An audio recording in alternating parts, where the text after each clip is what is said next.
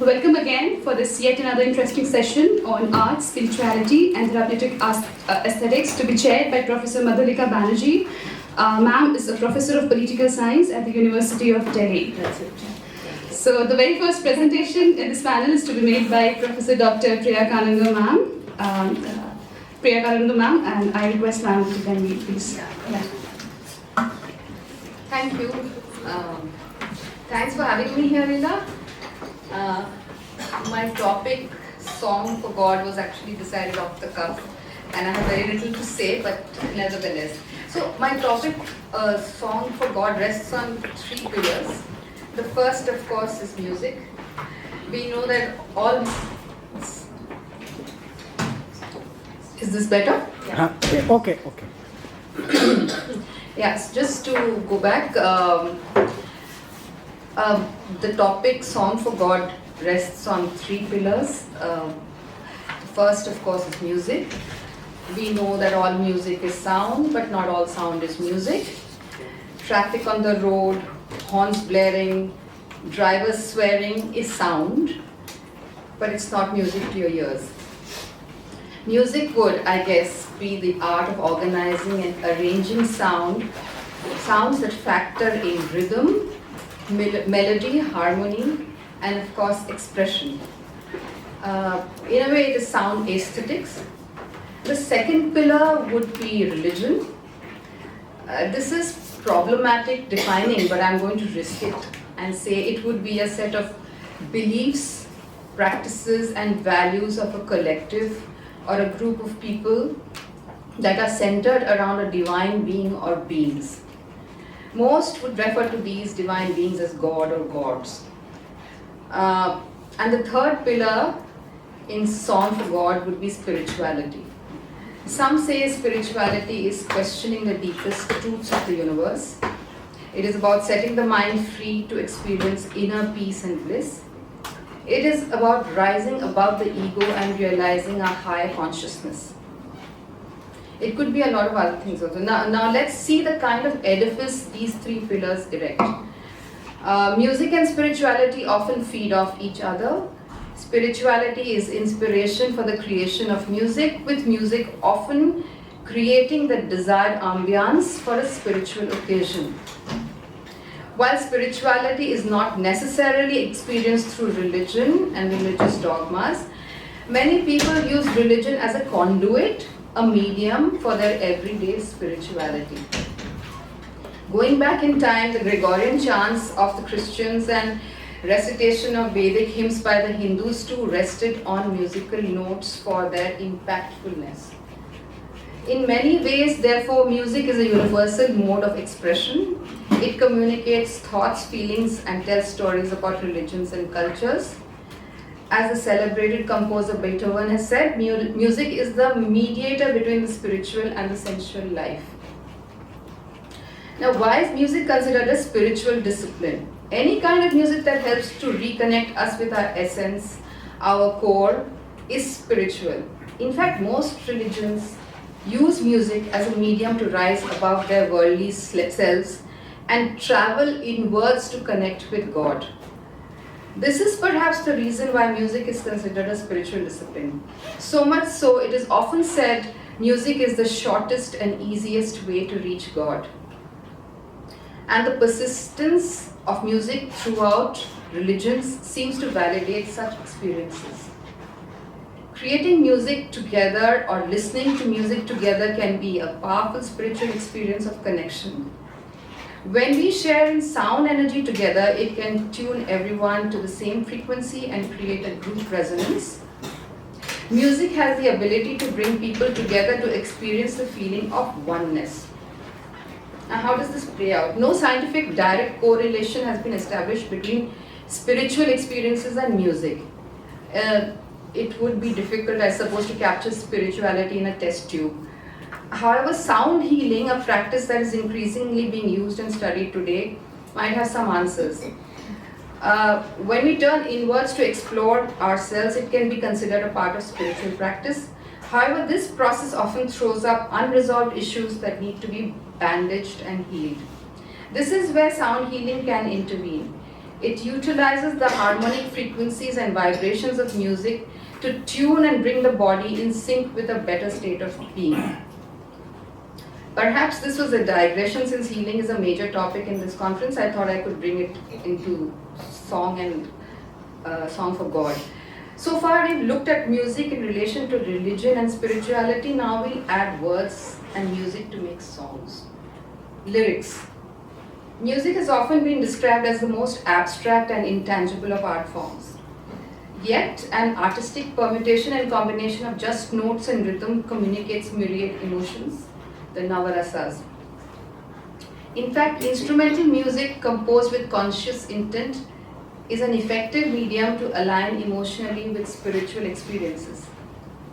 But bringing words in the form of lyrics adds further contours.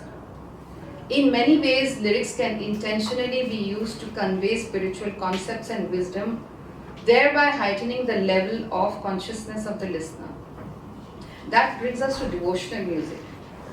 Across cultures and religions, it is a genre of music to express reverence, devotion, and praise for a superior force or God. It plays a crucial role in community bonding during festivals and religious gatherings too. Devotional music also fosters shared spiritual experiences through collective participation by listening and singing.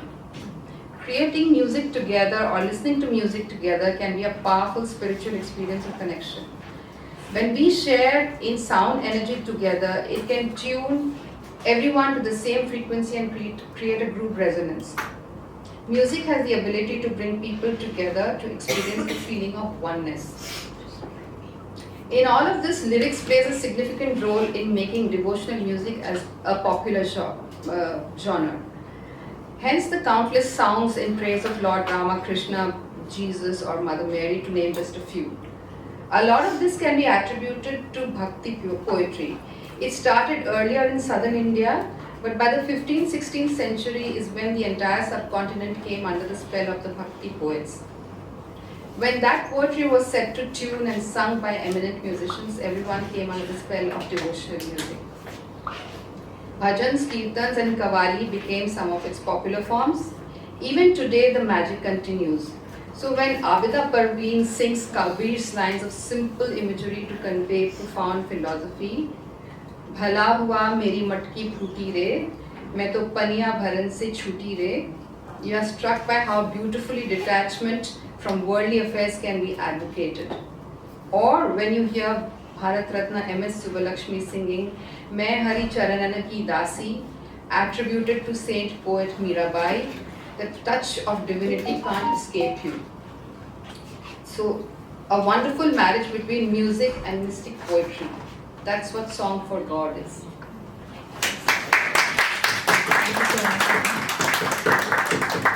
So our second presentation is on the healing Odissi and the universal principles in it by Dr. Reela Hota ma'am. Thank you. I'll begin my talk with how ancient dances such as Odissi are a carefully crafted art form with a higher purpose. I'll then talk about the meditative aspect of Odissi, and I'll end with an explanation on why ancient texts on dance say that Odissi is a path to moksha or self-realization. And through all of this, I'll discuss what are the elements that make this dance heal. Dance as a method of expanding the mind is deeply rooted in our ancient spiritual practices. The great yogi, founder of Bihar School of Yoga and my spiritual master, Swami Satyananda Saraswati, says that during ancient times, ideas about God, philosophy and morality were not shaped by social, national or religious frameworks. Instead, these ideas were deeply personal and centered on individual growth and self-discovery. So people began to ponder over the meaning of their existence and seek ways to evolve spiritually. And across cultures, numerous practices emerged aimed at awakening the inner faculties. And these practices included methods such as deep concentration, worship of deities, use of herbs and minerals, chanting mantras, creating sounds with bells, drums and conch shells, and also engaging in music and dance. Essentially, people realized that spiritual experiences can arise from direct engagement with the body and senses. And over time, these rich traditions were meticulously documented in texts like our Natya Shastra. For those who are unaware, Natya Shastra is an ancient sacred text on performing arts, going back at least 2000 years, if not more. Although the text doesn't explicitly explain how the process of dance works for a spiritual experience, parallels to yogic texts can be drawn to understand this great art form. According to Patanjali's Yoga Sutras, meditation happens through 3 progressive stages of concentration. Slide please. Pratyahara. Slide please. Which is withdrawing the mind from external stimuli. Dharana, which is concentration but usually not continuous. Dhyana, which is uninterrupted concentration. When we analyze Odissi, we find that from the preparatory stage to the preliminary music and finally the theme of the performance itself, the dancer experiences all the 3 stages of meditation leading to samadhi or transcendence. First, Pratyahara. Slide please. I'm sorry, can you go ahead? Can you go ahead? Please forgive me, I have got the slides wrong. This is it. Please go back. The intricate and ceremonial process of dressing up in Odissi, known as Aharya Abhinay, suggests a methodical effort to restrain and control one's outgoing impulses. As stated in the Natya Shastra, the dancer is required to begin the process of dressing up with several rituals, such as a prayer to the god of Rangamanch. By concentrating on these rituals, the dancer can detach herself from worldly thoughts. And it is said that only with the permission of her teacher, the dancer can start to dress. Perhaps the enlightened guru would know that the dancer has initiated the Pratyahara process correctly. Then the elaborate and ritualistic makeup and ornamentation, known as Anga Rachana, works as a meditative practice. Because great focus is required while painting the face with intricate floral designs. And while wearing jewelry, we touch every part of the body. This is similar to the tantric process of Anganyas, where you touch each part of the body while chanting mantras. In yoga, a similar pratyahara practice is yoga nidra, but here you visualize the body parts. The next step of the meditative process is dharana or concentration, and in Odissi, music becomes the medium to achieve that.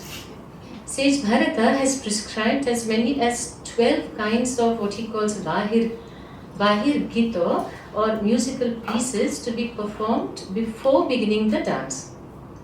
He says, the mind, having at first concentrated itself on any one sound, fixes itself firmly to that and is absorbed in it. In fact, one of the musical preliminaries is called Pratyahara, indicating its intended effect. Religions also seek to promote concentration through music such as kirtan and bhajan, choral singing, Sufi qawwalis, etc.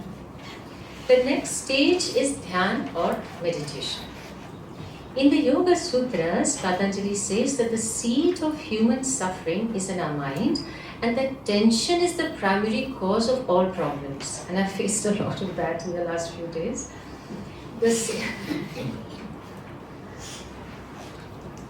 The sage has also given the method to purge this tension from the mind, meditation. Scientific studies now corroborate what yogic masters such as Patanjali have been saying for thousands of years, that meditation strengthens our minds to cope with and delete the stress response from our minds. So what does meditation involve? It involves fixing the mind on certain specific internal images and ideas to make the concentration continuous. And these objects of concentration can be symbols, living things, the material universe, and a wide variety of features and phenomena. And Odissi repertoire is full of such meditative objects. An example would be Shyamala Dandaka Manikya Veena. Please go back, slide please, please go back, please go back. Yes. So these are some of, please go back. Mangalacharan. In these verses, we can clearly see many yogic objects of meditation, such as the crescent moon, red kumkum, dark blue gemstone. Next slide. I've got the sequence wrong, but these are some of the meditative objects that has been listed by Swami Satyanand. Slide, please. Manika Veena even includes the verses that extol the effect of meditating on the goddess. In fact, we can categorize Odissi as a dynamic form of meditation as against the passive form of meditation that we all know of. Besides these meditative objects, depicting demons is an important part of spiritual texts and also of Odissi dance. This too has a deeper meaning. Because in tantric meditation, the meditator has to visualize what they call the sinful man. He's a grotesque little man who's symbolic of all that is conflicting, disharmonious, and unbalanced within the mind and body. And in our body, duality, slide please. Slide please. Slide please. Thank you. In our body, duality is expressed as Ira and Pingala, or mental energy and vital energy. Due to their conflicting qualities, they create a sort of tension or pull. And Tantra emphasizes the necessity of experiencing conflict to attain harmony. And that is why visualization of negative symbols is an important part of the meditative process of Odissi. Concentration is also induced through devotion, what my learned speaker just spoke of. Because a devoted mind is a highly concentrated mind. In fact, Natya Shastra lists devotion as one of the essential qualities of the dancing girl. Slide please. For instance, in Mangalacharan, we enter the stages with flowers, we imitate the acts of prayer and offerings before God, we do Aarti, we do Bhumi Pranam, and you can clearly see elements of Vishnu Puran's Navada Bhakti, that is Sandhya Archana and Pada Sevan here. And this element adds to the healing aspect of Odissi, because there's a growing body of research suggesting that devotion, faith and belief in a higher power can have positive effects on mental health and contribute to overall well-being. Concentration is further intensified with what we call abhinay, or an expressional dance. Natya Shastra lists very dramatic and facial expressions which sage Bharata terms as sattvic abhinay. Because certain emotions such as envy, weakness, discouragement are very easy to play for us dancers. But other emotions such as paralysis, perspiration, horror, trembling, weeping, fainting, which our dance texts say must be weaved into the story, are very difficult to portray. The greater the intensity of emotion, the greater the concentration required to portray it, as sage Bharata himself puts it.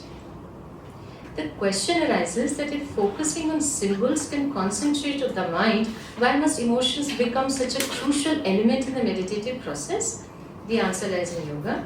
Yoga says that excessive psychic concentration can lead to chaos in the mental world. So meaning concentration has its own complications, and therefore concentration through imagination is accompanied by concentration through emotions. What about the elusive transcendence of samadhi? Sama means balance and thi means buddhi. So perfect balance that leads to wisdom is samadhi. We can even equate samadhi to a state of balanced brainwave, which studies indicate that yoga and meditation do actually achieve. And this samadhi is achieved when the consciousness goes deeper and deeper to finer states and transcends the spheres of object, motion and thought instinct, and ultimately reaches the sphere of awareness. So in order to reach the deepest layers of the mind, we need a transcendental symbol, which is Krishna. Now yogis say Krishna is a symbol of cosmic consciousness. They equate Krishna with the primordial element ether, and the qualities of the state are peaceful, still, calm and balanced. So when we concentrate on the symbol of Krishna, we involve the process of creation and experience all the resultant bliss, equanimity and balance. And finally, the ultimate aim of Odissi is moksha, which is liberation. Yogis say moksha is sustained transcendence. And why is transcendence given such importance in all spiritual systems? Research suggests that transcendence is a highly healing state where mental, emotional and deep-rooted stress is completely annihilated. And Swami Satyanandaji had said that even religions, whether the adherents knew it or not, aimed at meditation and transcendence, eventually leading to realizing the self. And in Odissi dance, we achieve this very systematically. As I said, the mind is first withdrawn.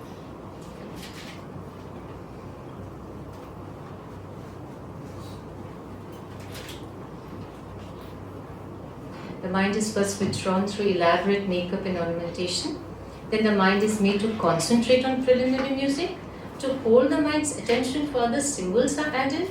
And to deepen the meditative states, the dramatic representation of emotions become the tool, which are then directed towards divine transcendental forces, all together to purify the body and intensify the mental concentration to such an extent that nothing remains but the dance.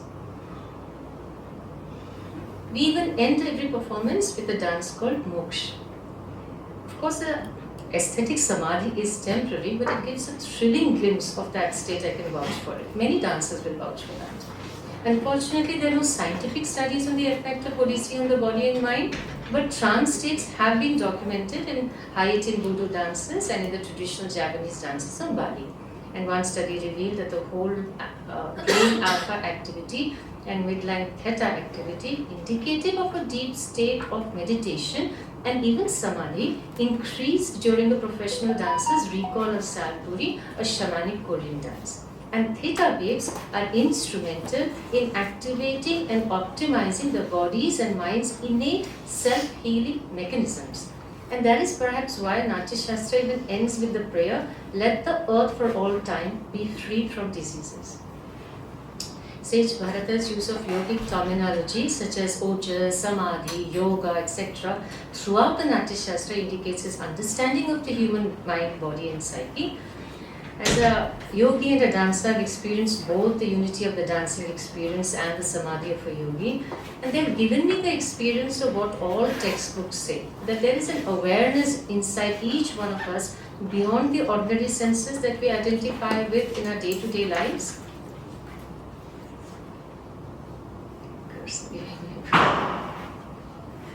Thank you for listening to me with such patience. Thank you, ma'am. So the concluding presentation of the day is on drama movement and therapeutics by Ms. Akshita Desore. Please.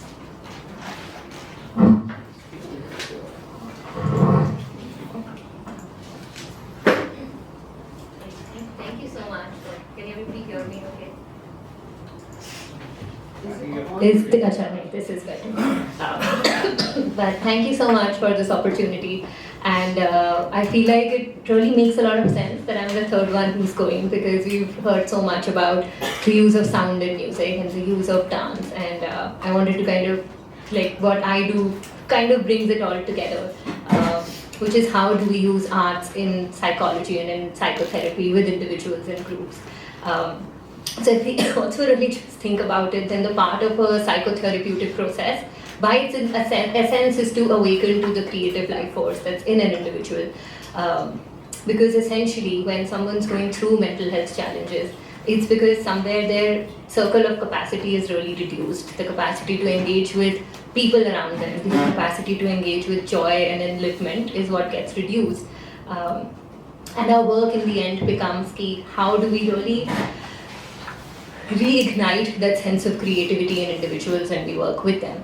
So often what is creative is also very therapeutic, and creativity by itself is such a therapeutic process when we engage in it. So personally, I'm trained as an expressive arts therapist, and what that means is that in expressive arts therapy, it's a process of discovering ourselves through any art form that comes from an emotional depth. So it doesn't necessarily have to look like a very pretty picture, or it's not something that's performative, or we go and like do it on a stage. It's also not a story that you write or rewrite till the time it's perfect. We, by its very essence, simply express our inner feelings by creating outer forms. And it utilizes all kinds of art forms, from movement, drawing, painting, sculpting, music, stories, all of that in a supportive setting to facilitate growth and healing. So for me personally, my journey in expressive arts began when I realized that both parts of my existence almost, which were arts and psychology, could really come together and can be used together. And I think the whole idea of what we've all been talking about since morning is essentially that art is so healing. And in expressive arts, it's about how do we provide that to every single individual. For an individual who probably is coming in with a lot of inhibitions, ki, "Arey mujhe art nahi aati," which is something that we hear so much. So big part of my work or our work as expressive therapists becomes to really break that barrier with adults, especially with adults when we're working with them. Ki somewhere in our society, I don't know आप में से किस का ये experience रहा होगा. For a lot of us, school में एक A grade मिलना चाहिए होता था हमें आर्ट में. अगर वो A grade नहीं आया तो हम consciously unconsciously ये मान लेते थे कि मैं आर्ट में अच्छी नहीं हूँ, मैं म्यूजिक में अच्छा नहीं हूँ. Like कुछ लोग होते हैं जिनमें बहुत टैलेंट होता है बट मुझे वो नहीं है. And a lot of times individuals who come with this barrier I have water right here, come with this barrier in therapy as well. So in expressive arts, we begin to work with one art form, which probably an individual is most comfortable with, which can be anything. So I also wanted to take a moment to identify that all of the individuals who are sitting here are probably people who really truly believe in the power of arts. And we can also maybe identify that some aspect of art ends up being healing in our own lives as well. Be it that you're talking on the phone and you like to doodle when you do that, or some people write in a diary at whenever, at any point of the day, and it helps them to really work through their thoughts and their feelings that come up. Sometimes there's a particular song that will come up, and ekdam se you will find yourself wanting to sing that song. I also feel that kabhi-kabhi there are also certain smells that remind us of a memory. So while traditionally we've also always looked at psychotherapy as something that's verbal, right? Talk therapy, सबसे commonly is what we hear about. But for expressive arts or any arts-based therapy, be it drama therapy, music therapy, expressive arts therapy, art therapy, dance and movement therapy, is recognize that all experiences in life are not just verbal. Like whatever happens, we also encode it in a very non-verbal way within ourselves. And arts in a way provides us a little bit of that separation from what's coming up for us. So I can, instead of me just sitting and talking about it, I get a little bit of separation in creating an art form and using that to talk about my process. So by itself, what happens in अगर कोई किसी expressive arts therapist के पास जाएगा, is we will maybe begin with one art form and slowly expand it into other art forms as well. So we might begin with someone who feels that they are most comfortable with visual art or with drawing something, to begin there, to create an image together and to slowly expand that image through the use of what would that image say if we continue to work with it. How would I embody in my own body the experience of what I'm creating right now? So these are some ways in which expressive therapies continue to be used. It's something that's used both individually and in groups. We also often feel that shayad arts-based work is just for children, whereas that's not the case. Arts-based work is something that's done so much with adults who come in with anything from trauma to depression to anxiety to ADHD, any kind of challenges that they come up with. Arts in a way provides a very safe space to interact with the challenges that are coming up. In my personal work as well, I work primarily a lot in arts and trauma, which includes working with individuals who, when they're coming in with their own trauma stories, it's because somewhere, again, whatever negative incident happened has continued to now create a lens with which they're looking at the world. The lens that stops or prevents them from fully engaging the way that they would like to engage. And using arts, for example, in ways with one individual who, because of what had happened, was unable to feel connected with the individuals in her life, was always felt a certain sense of void, began to work a lot with body, began to work with re-establishing a relationship with her body, which was as simple as beginning with breath in every session, beginning with smaller movements in every session, slowly bringing it to a point of creating art of what that void for her looked like. From a point where many months ago, while it started with conversations around the void feeling like a एक wire mesh या एक जाली जो कि beat से हट गई and there's nothing that can fill it, to slowly, through working with trauma, through also utilizing coping skills, through learning ki, on a very neuroscience level what happens in my brain when I'm struggling with trauma, we continued to evolve that image together to one where, right towards the end she created one where it was the same wire mesh, but she made a lot of creepers and flowers growing through it to signify that while it exists, there's also so much that's transformed in that image. So I wanted to share this very quick example of how arts is used in individual work, very similarly in group work as well, where while we can all collectively make art together and be in the process together, or at the same time also do our own individual work and come together and almost be witness to each other's stories, both visually in what we see or what we hear if we're creating music together, as well as collectively be able to mirror each other's experiences as well. So a little different from what we've been talking about, but I think in its essence, what any arts-based therapies does is to really reignite and bring back that sense of creativity in every individual. Just so we recognize that by its essence, creativity and imagination is what really takes us towards healing, and how do we really break down all of a lot of times societal pressure and stigmas that also we've learned over years, break that apart and really just come down to the process of it. So yes, thank you so much. And yeah.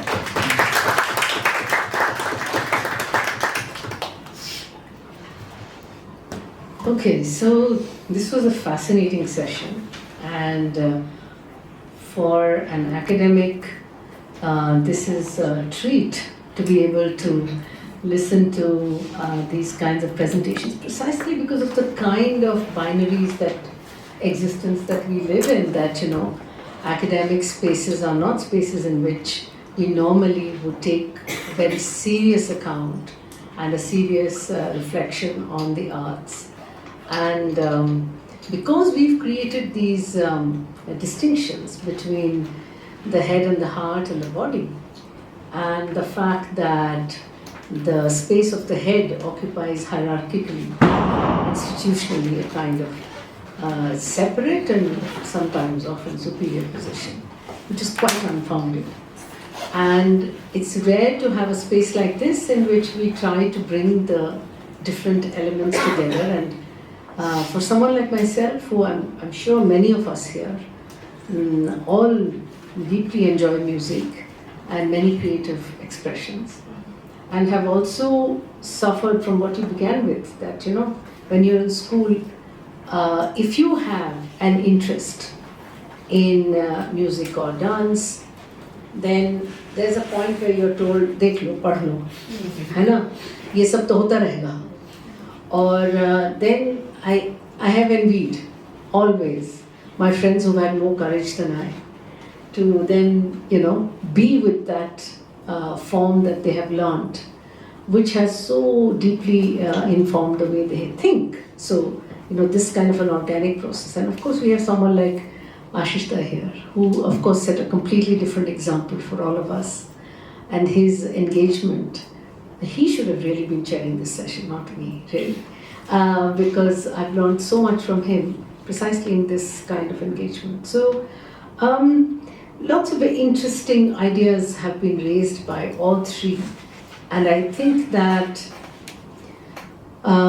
you're right, Akshita. I do think that you took up the space to actually bring many things together. I have lots of questions, but what I think is particularly, I could flag a couple of points that perhaps we should be talking about, and you could all come back to responding. That precisely when we talk about a song of God in the way that you spoke about it, Priya, what I find is that who you're speaking about and the the people who composed and who, we remember that become part of our collective and individual memory for so long. They are doing what a lot of our lives actually teach us otherwise, which is that you bring your existence, your everyday banality of your existence, to relate to the form of the spirit. The spirit is also part of your everyday existence. But to be able to nurture that spirit through a simple thing like music, which is something that all of us have access to actually. It's not something outside of us. How do we do that? And so in an episode, to relate to the earlier session when we were talking about an everyday spirituality, that Amitji's grandmother, would be with the banality of the day, and at night she's talking about Vairagya. I was just stunned by that. So what you're saying is that a song of God is a song of both a deep spirituality and a song of the everyday. This is what I understood.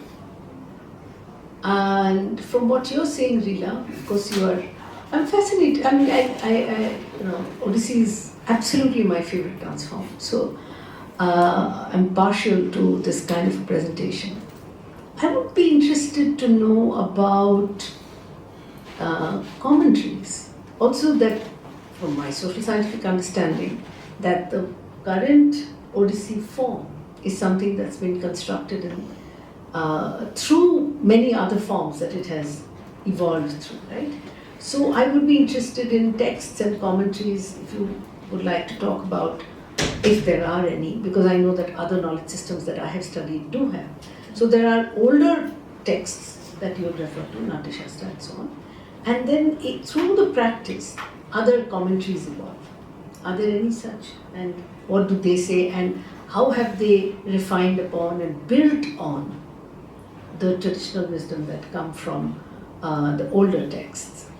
And Akshita, I would really like you to speak a little more, a couple of minutes probably, on this any one specific experience perhaps with a particular form and a particular group, or maybe an individual that remains clear because you say that you're a practitioner. So it would be interesting to know, of one experience, because the way you have described it, like so full of possibilities and so exciting. If we hear about a specific experience, it would help us to deepen that understanding. So those are my sort of preliminary remarks, and if any of you would like to respond, add on, that would be great, and then we can open up to questions.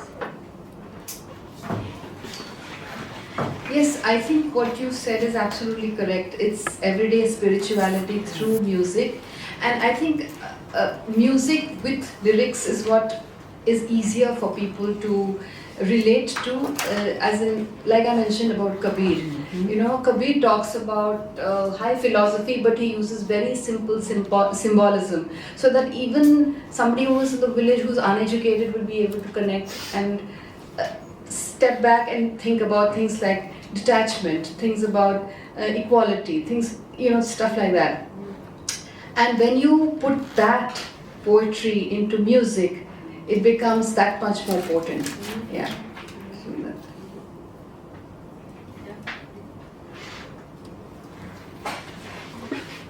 Madhulika ji was my professor in college, so I think I'll get back after 2 days.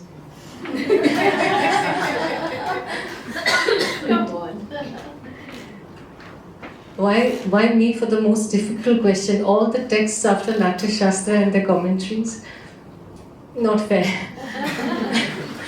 But I'll just say that, so when as I said, I've been recently, I've been a practitioner all my life. I've recently delved into research work. So when I started my research, I started referring to contemporary authors, and then who were referring to Kapila Vatsayana, who was referring to Kumar Swami, who was referring to Acharya Abhinav Gupta, who referred to Natya Shastra. So I went back to Natya Shastra and I started looking at Natya Shastra from the yogic point of view, because I wanted And it was very confusing what all these authors, great authors, were saying. And I found my answer. I mean, in 4 years of research, I am no expert. I can only speak for myself that I found my answer in the Natya Shastra and somewhat in Acharya Abhinav Gupta's interpretation of Natya Shastra. And it was very confusing what other scholars were saying. For example, Natya Shastra has been interpreted in the English translation, Shringar has been interpreted as erotic, and the word erotic is used again and again and again in all aesthetics. Shringar, erotic. Shringar, erotic. So I was very confused, and I studied the yogic texts. I studied Natya Shastra, and I found that Shringar is not at all, the word erotic doesn't apply to it at all. And one of my chapters in my research work is on this. And so to answer your question, can I get back in 2 days' time? No, but that's wonderful actually, Reela, because I think it's very important to be able to very clearly put it out there, what your search is. What I hear from you is that you're saying that you read all these authors and they were very confusing. It's very important to be able to say that. I think that we are also overwhelmed by scholarship and we are burdened by it. And for most of us to be able to actually say that, sorry, but the scholarship doesn't answer my questions. It's very important, and you're quite right that could well be the point of entry into actually making a sense, having an understanding of what question you are asking, and when you go to a text that goes further back, that probably responds. So I think that's, for me, as of now, that's a wonderful understanding starting. But I will wait to hear more from you. I will hold you to it. So our session will be over, but seriously, I think that this is so important because today, I've been trying to study one knowledge system for a very long time. What I've understood from it gives me a kind of depth and complexity of what that practice is. But in the current recovery of tradition, or the anxiety to recover tradition, we are so bound by either a specific kind of scholarship that exalts that tradition, or saying that so much of that tradition actually rests in an antiquity so far back that you cannot negotiate with it. Both of these are deeply problematic.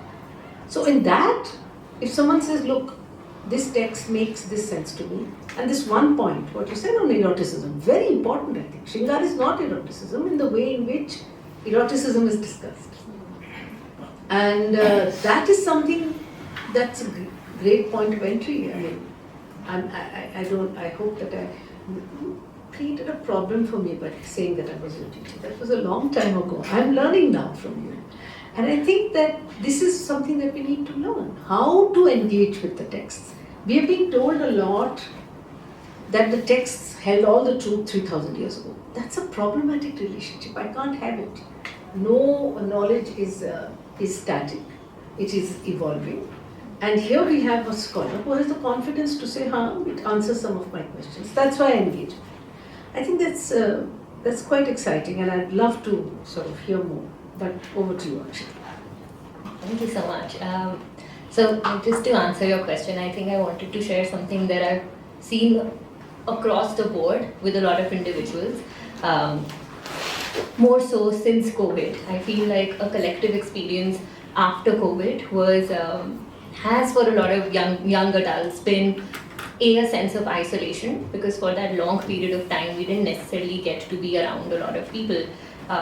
And with that sense of isolation, this need to connect, but also because all of this time went by in experiencing a lot of disconnect from being out there socially, I see a lot more of individuals coming in for therapy with struggles around social anxiety, with struggles around internal parts that believe that, oh, I am not good enough, I am lacking because of all this time that went by, and now life's continuing on again, but there's so much grief and loss that happened during COVID. So one way in which a lot of work with these young adults comes up is recognizing that there's this internal dialogue around, like I said, not good enough or lacking in some way, which really sparked a lot of conversation with a lot of individuals, ki how this anxiety of where I am, right, like what exactly anxiety ends up being is ki I'm here and I know ki this is where I want to go, but there's a lot of vagueness in between. And that vagueness is what in this moment causes me a lot of anxiety, because there are 50,000 alternatives that are playing in my head. Maybe came in as something helpful, but in this moment is just creating that anxiety. And more often than not, those alternatives can be very negative. I often laugh also with my clients कि the negative tape recorder in our brains हमेशा बहुत चल रहा होता है, but the opposite of that's very positive rarely comes up. We're all very attuned to the pulling ourselves down narrative that we have. And how we began to work with it was I wanted to bring in some elements of drama in working with it, to recognize that as long as that voice stays in our head, it's very loud, it's also very serious. So how do we start to take some of the power away from it? And how we did that was we would come together and first of all just also create, check this voice is in my head, if I could give it an image, if I could give it color, shape and form, what would that look like? If I could give it, so what I did ki wo awaaz jab tak andar thi, now I'm externalizing and also breaking away from it a little bit. So it's not just taking all this power over me. Then working with how do I give it the most ridiculous name that I can come up with. Because I often feel ki humor and play really helps when we're also working with some really bigger issues. Because narratives often get very stuck in a very serious negative space. The more we introduce playfulness in it, it helps to break it down a little bit. So creating it on paper, giving it the most ridiculous name, and people come up with very funny names in those moments. And then we together practice giving it a very ridiculous voice as well. And I ask a lot of individuals, every time that you hear that narrative, we actually have to bring out a puppet and start to talk in a, I just heard my thing say that to me. Really bringing in a lot of that separation in a much lighter way. And over years I've noticed that so many individuals started to really separate themselves from those parts of not being good enough, from those parts of giving into the anxiety, to recognizing that it's probably come in to give me some information, I'm going to take that and move away. So that's just one way in which a lot of different art forms come together, from creating something to giving it a voice, to giving it, to enacting with that voice and shifting our relationship with it. So, yeah. It's fascinating. I'd love to hear more, but I don't think that's quite fair. I should just open it up and let's take questions for all the speakers. Yeah.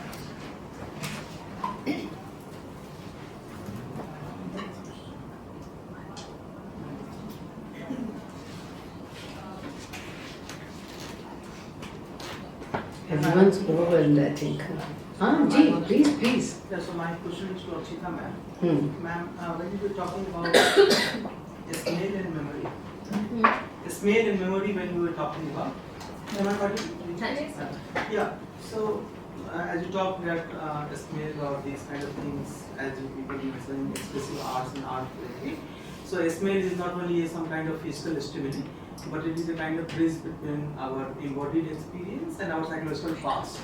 Right? What a French philosopher, Gaston Richard, has written in his book Poetics of Reverie, that smell is a portal to the past and it leads to our psychological past. Smell is memory. But in terms of therapy and in terms of the way you heal people, so smell has got both positive and negative connotations as well, linkage to the memory. So how do you deal with both the different aspects that remain in the person? Because smell is not some kind of static structure, because smell is fluid in nature, kind of. So how do you deal with that dimension? Could it counter attack as well in the person who is going through therapy and healing? Or what kind of impact? It could have different kind of impacts there. So have you got these kind of some cases, or you can? Yeah. So as you mentioned, right, the smell by itself can ignite so many memories. It can also be used in a very self-regulation and co-regulation way, which is what often with individuals who feel a sense of, especially in trauma and body dissociation, I think working with smell helps in the way of creating structures. How do I identify smells that can be very soothing for me, that can help me regulate my nervous system and really bring that into my routine. And on the other hand, as you said, what if it's also leading to a very triggering experience for them? It reminds them of something, and which is where really bringing it back to the idea of therapy and the idea of working with what is the memory, or what is the thought process that comes up for you, and how do we then work with the stuckness that exists in that trauma and really start to broaden it over time. Are both ways in which I think smell, or I think all of the senses end up coming into work. We often do very quick checks with, how do I check with all 5 senses whenever I start to feel dissociated, so that I can continue to come back to the present moment. So.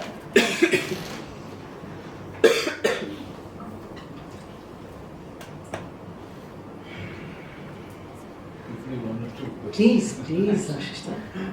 One, just a curiosity, why did you use the word music and not arts? Sorry? You used the 3 pillars, one pillar is music. Why not arts? Why you have chosen only music? This is one. Yeah. Okay.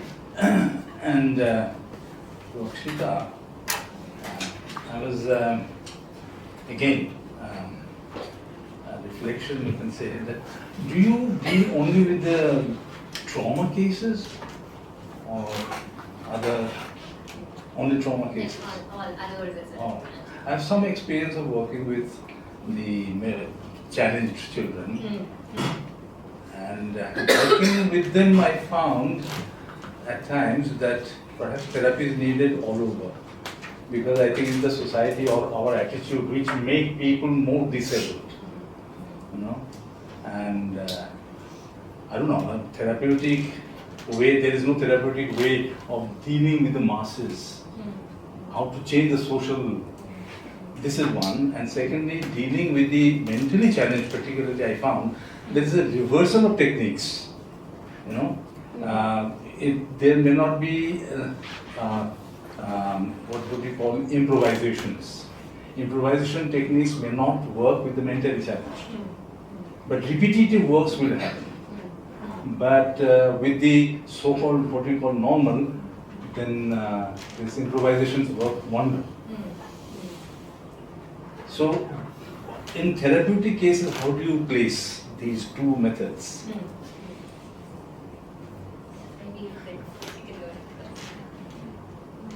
Okay, just to answer your question, I was actually addressing the topic, song for God. So, and I wanted to talk about music first, and how music connects with religion, and then spirituality, and then bring in lyrics. So that's why I specifically chose music. Instead of talking about music, dance and theatre and things like that, I didn't want to bring it in, because my topic was song for God.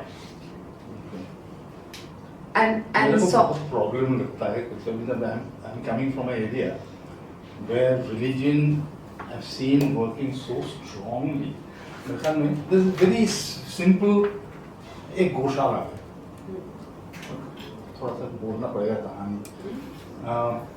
गौशाला में 2 आदमी काम कर रहे हैं, deeply religious, and who is employing them is basically dependent on their religious belief. Because they think that 33 crore देव देवी इसमें बैठते हैं, बसे हुए हैं, इनका सेवा करना हमारा धर्म है, तो they devote themselves totally in this work.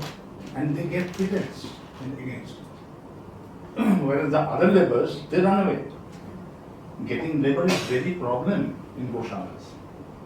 You see, and I mean to say this, when we are from the morning talking about spiritual aspects of religion and all that, where we fit in, I don't know.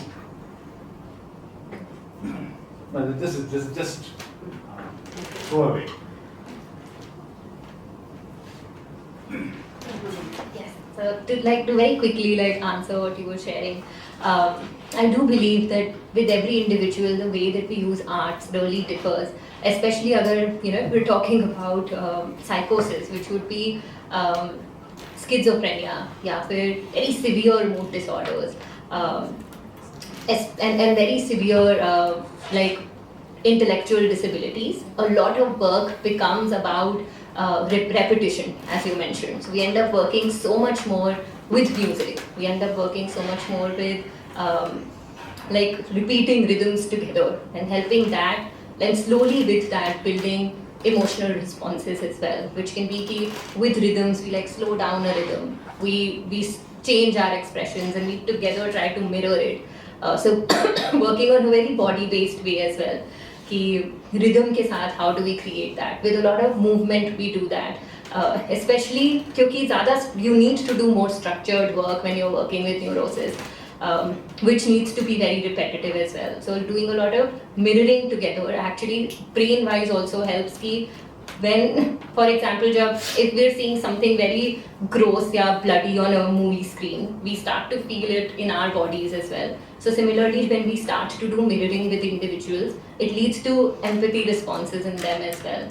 And that's where बहुत structured काम आता है. And as you shared, when it's working with individuals who probably are going through anxiety or depression or are struggling with attention, like I have attention deficit hyperactivity disorder, there's more of a space to engage in more open-ended ways with them.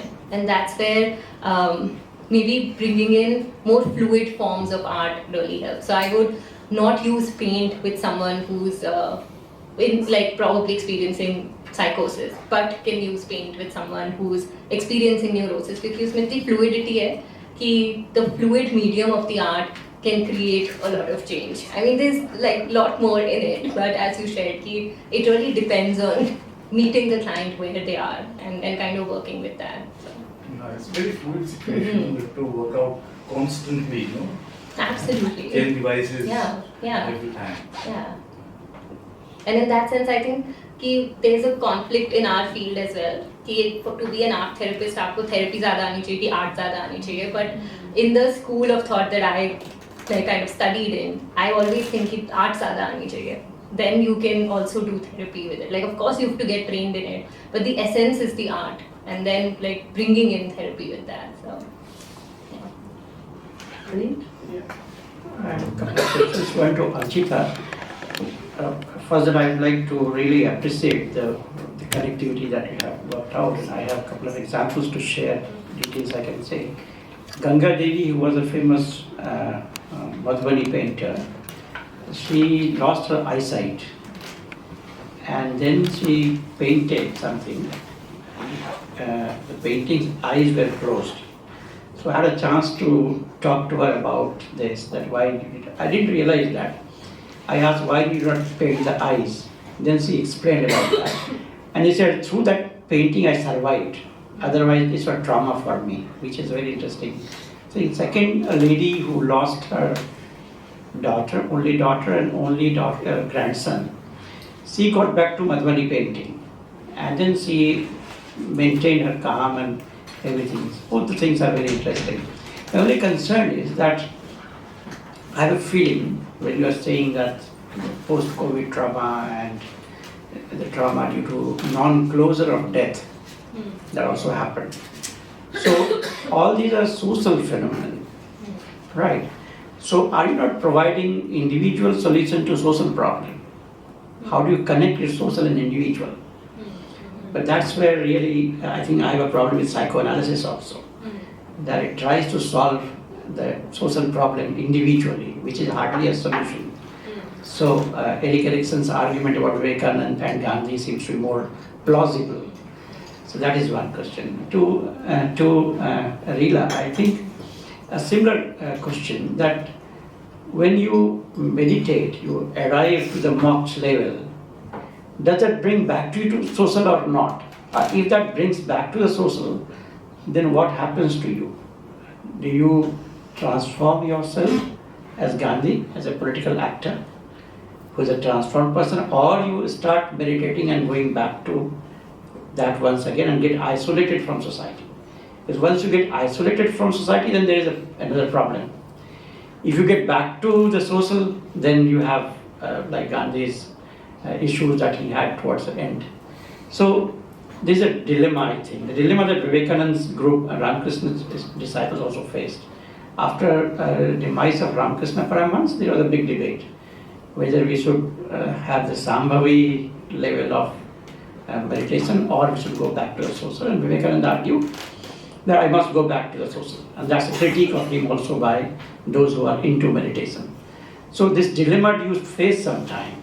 Does it transform you as a social person, or it only transforms you as an individual, heals you as an individual? And both of you will really have to answer whether this healing is only individual's healing, or there is a technique that we can extract from this for social healing. But the trauma really today is produced by social conflict in a big way. So how do you handle that?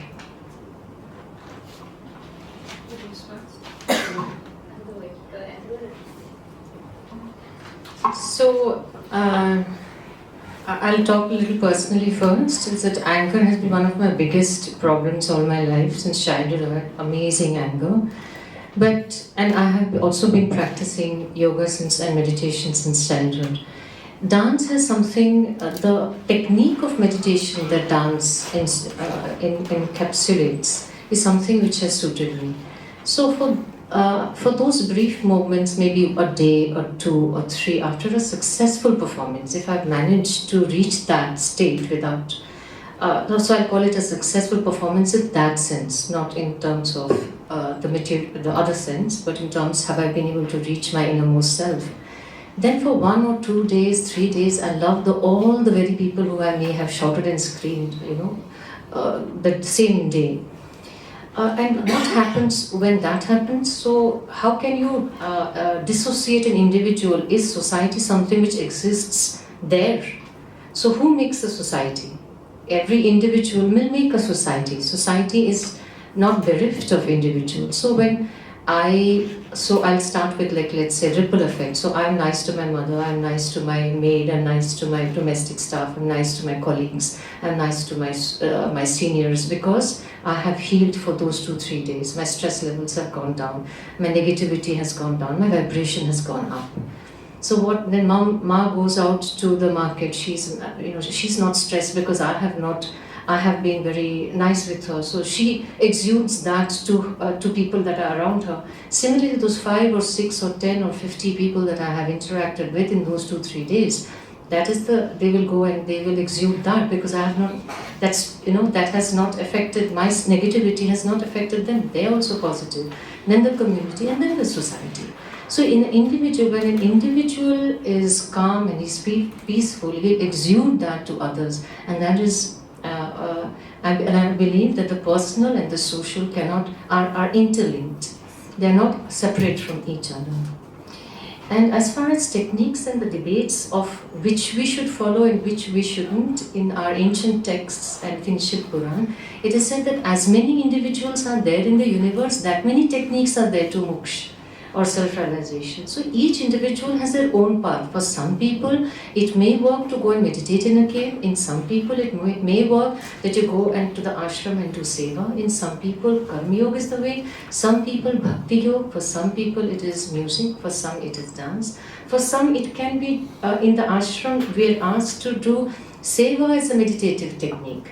So there is no way which is better or worse for everybody. There is just just the method for your individual nature, and that nature comes also And then we can go deeper also into it, that where does this nature stem from? Is it from this life? Is it from past life? And all of that also comes into spiritual debates. So that is what I have to say.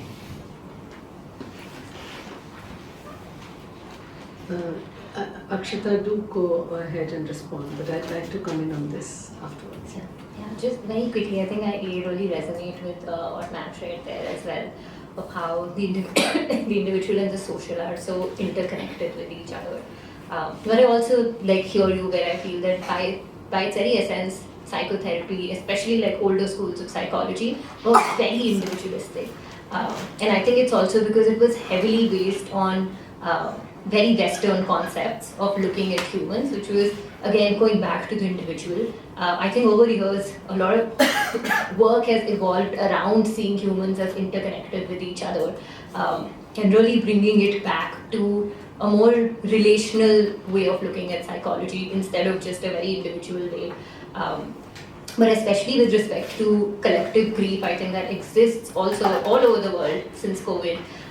Some ways in which a lot of work is being done around that, and I've seen being done in our country as well, has been holding collective spaces for grief, where a lot of individuals can come together and witness it together with each other. There's actually a very great festival happening just a few weeks back at the Crafts Museum called the Festival, which there was a 2-hour collective ritual around grief, and lots of people came in. So I think there are these small pockets where this work's happening. But yeah, for sure, slowly transitioning to a more collective way of looking at therapy as well. So. That's very interesting. I have something to say, but Reela would like to come in. So why don't you complete what you were saying, Reela, and then...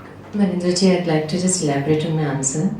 That dance is something which we do. Our practice is individual, but our performance is social. And that aspect of it, in fact, now because of your question, it has got me thinking that in the Natya Shastra, why is that so much an important part of the debate, of the aesthetic debate? Is, when he says, and in fact, again, the interpretations of Natya Shastra has been of this whole thing of pervading the mind, as in pervading the audience, the mind of the audience. And there have been, the audience is a very much a part of this aesthetic experience, the spiritual experience. But the pervading of the mind is also pervading of the internal mind, that is the mind of the practitioner or the dancer. So I think you're absolutely right that dance has been created as a meditative technique for both personal and social, because the audience is a big part.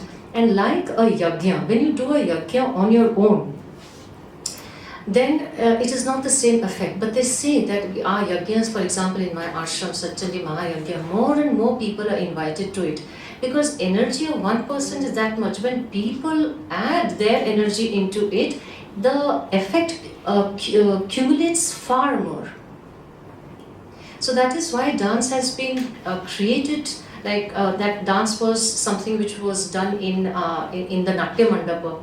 And people were very much, the audience was very much a part of the meditative experience, but for the audience, it's a passive form of meditation. For the dancer, it's an active form of meditation. The processes of the two is different. For one, it's entirely mental, is what all the texts have been talking about. They speak, even Acharya Abhinav Gupta has spoken about it purely from the psychological, mental framework, from the audience's point of view. But Natya Shastra, I believe, because I'm a dancer and I'm a yogi, it is from both the point of view. And pervading the mind means pervading the inner mind, not pervading only. So it's a very, very important question, which is going to help me in my thinking and my writing. I think a lot of our concerns, you are probably much more familiar with this, but since you raised the question, what I'm thinking is that our questions of the social and the individual, we raise these questions particularly, it's pretty context specific, because we live in societies which that relational aspect and the social that the construct in which we live is so significant for us. And yet the way in which we've constructed a whole system of education, of aspiration, and what is a legitimate set of aspirations, that focuses on the individual.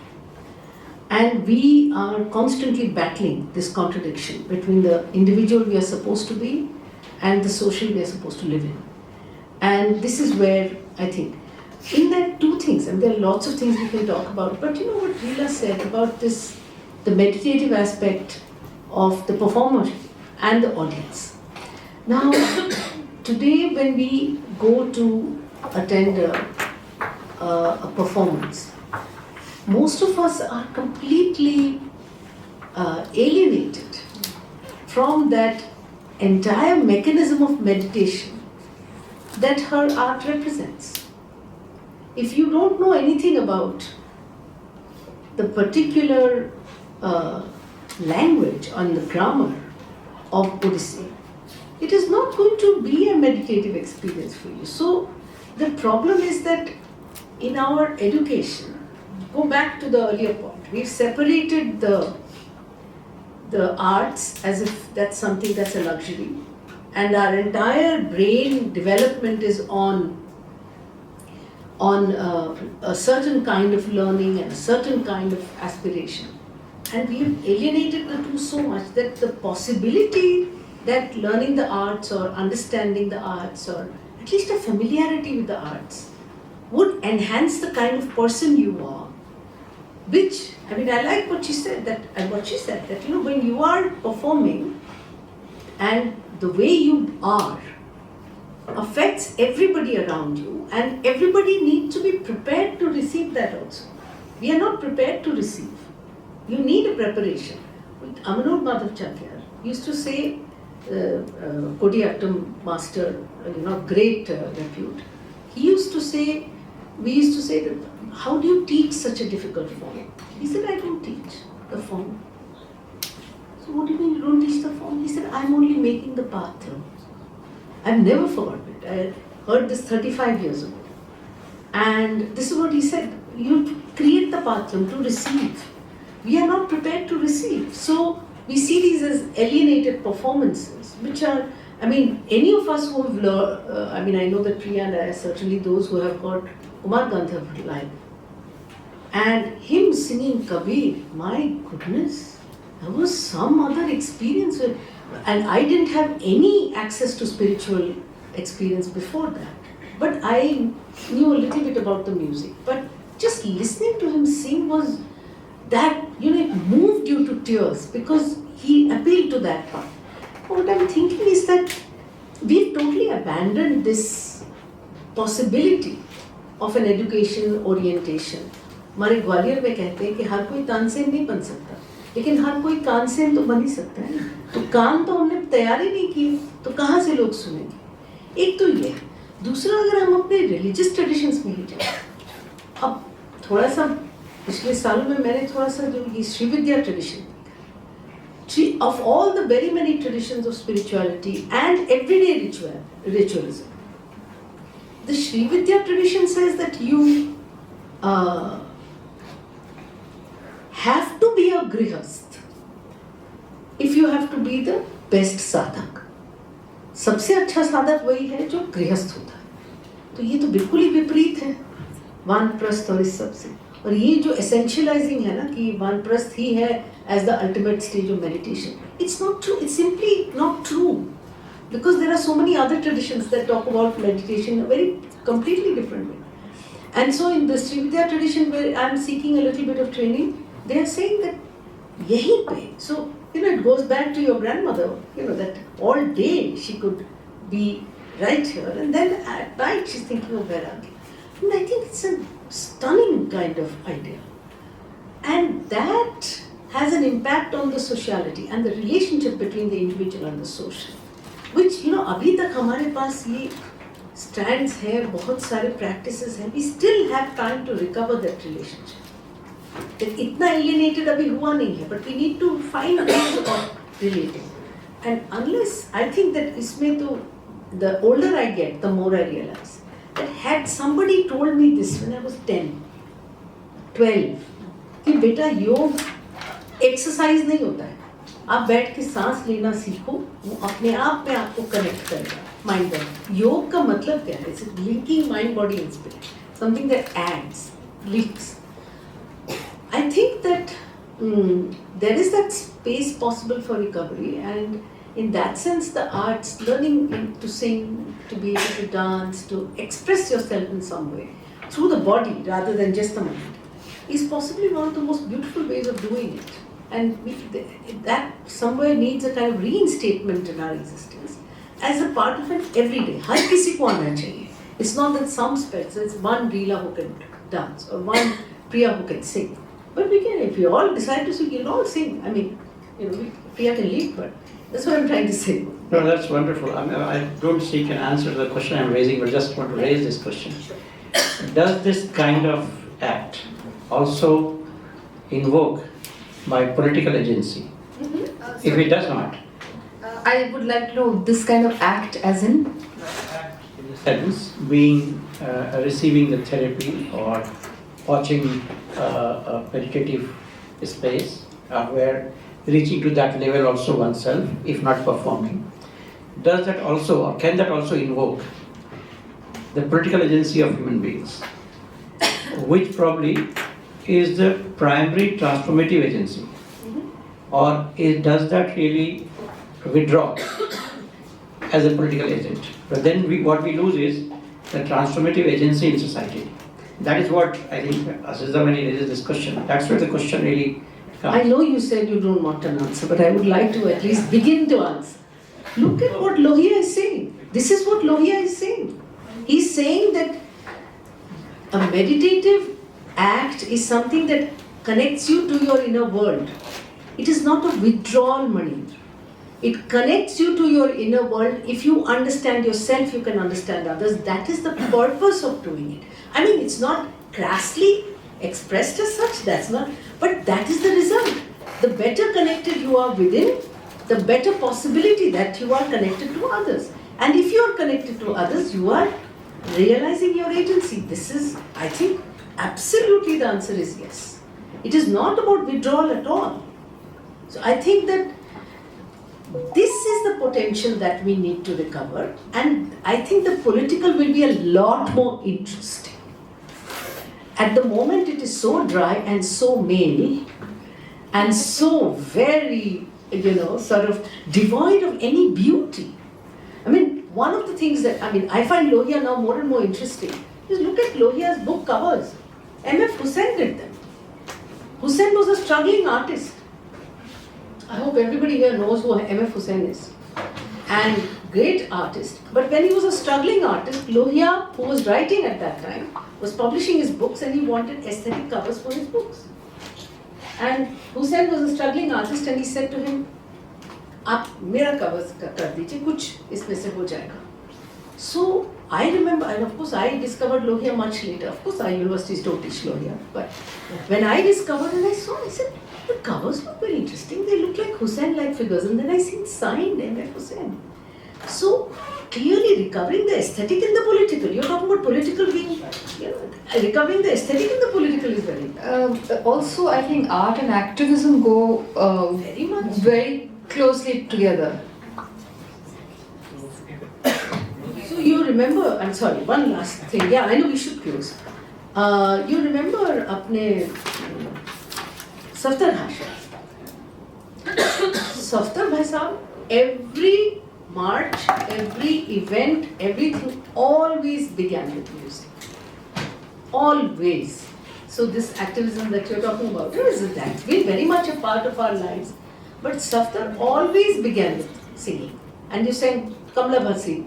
Always. पहले गाना गाओ, उसके बाद तो गाना मतलब गाना नहीं होता है. It is about this. It is about reaching into a self which, uncovers a kind of beautiful agency. Why would you go on a march and sing? This is why you do that. Okay, thank you very much. Thank you, speakers and chair, for this inaugurating session.